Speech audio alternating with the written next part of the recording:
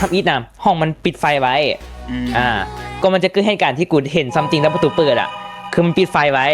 แล้วกูแบบแล้วกูได้ยินเสียงแบบของมันหล่นมันจะของมันหล่นในห้องกูได้เสียงกูแกะกูอาจจะกูอาจจะวางของไว้ในหันบดีจะเป็นพวกพลาสติกใช่ไหมกูลองแบบยางเข้าไปเบิ่งเปิดไฟปุ๊บมันกับบุ้มอย่างกูก็โอเคบุ้มเห็นมีของหล่นก็อาจจะหลอนใช่ไหมอาจจะเพราะว่าเกมมาครับให้กูหลอน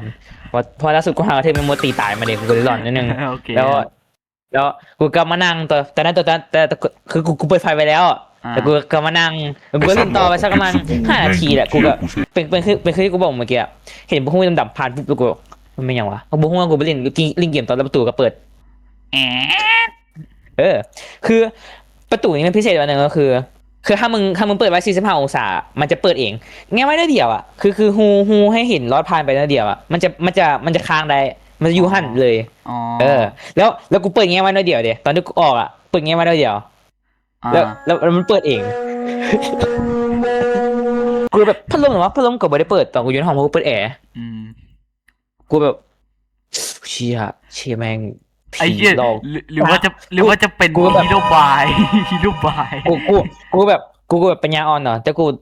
กูคิดในใจปัญญาอ่อนแล้วว่ากูคือปกติเขาจะบอกว่าเวลาแบบมีมันแบบเห็นมีอย่างแปลกๆแล้วห้ามทักตัวกูทัก ผักว่าไผ่ยุทันบอกว่ากูก็จะเงยหน้าไปเบิ่งแล้วก็บุ้งอย่าง